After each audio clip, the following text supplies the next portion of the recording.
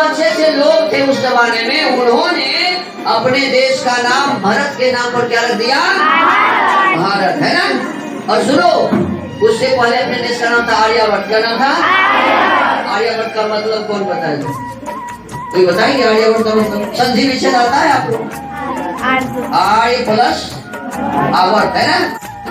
आर्य plus आर्य का मतलब होता है अच्छा व्यक्ति। आर्य का मतलब क्या होता है? श्रेष्ठ व्यक्ति, है ना। आर्य का मतलब श्रेष्ठ, अच्छा, बड़ा, है ना। और आवर्त का मतलब होता है जगह। आवर्त का मतलब क्या होता है? जगह। तो अच्छे लोगों को रहने का जो स्थान था उसी का नाम क्या था? अच्छे लोग रहते थे। इस देश में कौन रहते थे? अच्छे लोग, आर्य लोग। जहाँ चोरी नहीं होती थी, जहाँ जुआ नहीं खेलते थे, जहाँ शराब नहीं पीते थे, जहाँ महिलाओं का अपमान नहीं होता था, ऐसा एक देश था। इसीलिए महिला खड़ा होने का कोई बात ही नहीं, ऐसा ही सुंदर देश था। तो हमें आपको अपने इस देश को पुनः वैसा बनाना चाहिए कि नहीं? तो ये देश ऐसा क्यों था? आर्य लोग कैसे बनते थे? अच्छे लोग कैसे बनते थे? तो उस जमाने में एक किताब पढ़ाई होती थी, उस किताब का नाम था वेद। क्या नाम था? वेद। और वेद में 20,416 मंत्र हैं। कितने? 20,416। उसमें एक वेद है ऋग्वेद। क्या नाम है? ऋग्वेद में 10,589 मंत्र हैं। ऋग्वेद में कितने मंत्र हैं? देखो, जनरल नॉलेज में पढ़ाई होती है, आप लोग याद रखो। 177 ये सभी मिला लो तो 20,416 होते हैं। और उस 20,416 में मैं अभी एक मंत्र आप लोगों को पढ़ाया। कितना? मात्र एक मंत्र। हमारी बात कैसी लगी? अच्छी या बुरी? अच्छी लगी। देखो, एक मंत्र कितनी अच्छी लगती है। और जब सब मंत्र पढ़े थे तो और कितना अच्छा होगा। तो उस जमाने के लोग सभी मंत्र पढ़ते थे, इसीलिए उस देश के लोग क्या होते थे? अच्छे होते थे, श्रेष्ठ होते थे।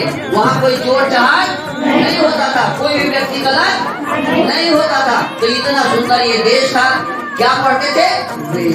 लेकिन क्या हो गया? विदेशी लोग जब आए तो हमको वेद पढ़ना मना कर दिया, हमारे पुस्तकालय में आग लगा दिया, गुरुकुल को तोड़ दिया, और फिर हम वेद पढ़ना छोड़ दिए। हमें दूसरी भाषा पढ़ाई गई।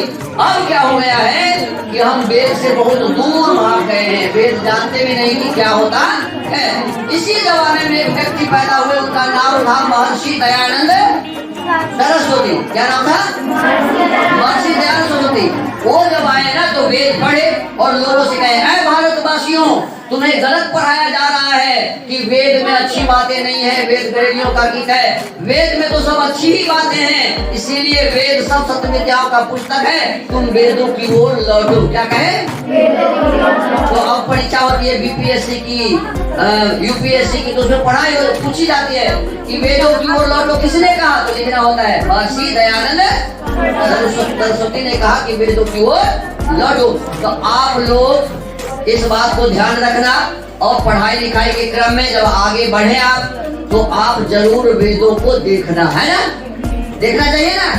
देखिए, आप पुराण भी पढ़िए, बाइबल भी पढ़िए, पुराण भी पढ़िए, रामायण भी पढ़िए, सब पढ़िए, लेकिन उसके साथ वेद भी पढ़िए और दिमाग से सोचिए कि किसने कितनी अच्छी बातें लिखी हुई है। पढ़ना चाहिए ना। महर्षि दयानंद सरस्वती जी ने एक किताब लिखा है, उसका नाम है सत्यार्थ प्रकाश। क्या नाम है? उस सत्यार्थ प्रकाश को जो व्यक्ति पढ़ ले तो सारे विषयों को एक साथ समझ जाता है। इसीलिए आप अपने जीवन में एक बार उस ग्रंथ को भी पढ़ना। क्या नाम है उसका? आपके इस जो नगर है ना, क्या नाम है? केसरिया। केसरिया में एक आर्य समाज मंदिर है, पता है आपको? आर्य समाज मंदिर में ये वेद उपलब्ध होता है। तो आर्य समाज में सत्यार्थ प्रकाश उपलब्ध होता है। तो आप लोग उस पुस्तकालय से लेकर के कभी उसकी पढ़ाई करिएगा, है ना। एक आपके पुस्तकालय में मैं आपके प्रधानाध्यापक को दे जाता हूँ, यहाँ भी वो पुस्तक रहेगा, और आप लोग कभी कभी देखना तो उसमें कितनी अच्छी अच्छी बातें लिखी हुई है। मैं आपका बहुत समय लिया, आपको घर जाने का अवसर हो गया है, समय पूरा हो गया है। अंत में मैं आपसे निवेदन करूंगा कि एक बार हमारे साथ बोलिए, भारत माता की जय। भारत माता की जय। जोर से बोलो, भारत माता की जय। सुनिए, मैं कहूँगा तन को करता कौन खराब?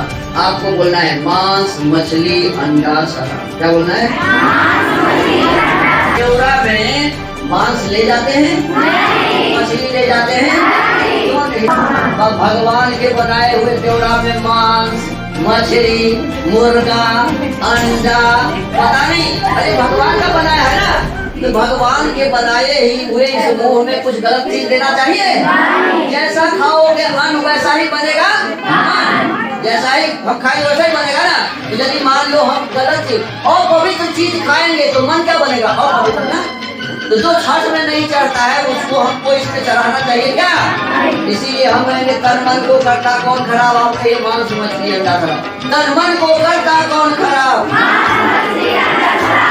शराब पीना छोड़ दो, आप ये छोड़ दो, शराब पीना छोड़ दो। कोई नहीं छोड़ेगा, ऐसे छोड़ दो, हाथ दिखाना पड़ेगा ऐसे, है ना? शराब पीना छोड़ दो, शराब का बोतल छोड़ दो, शराब के ठेके छोड़ दो। जो भी हुआ नशे का शिकार, आप पे उसका उजड़ा घर परिवार। अरे शराब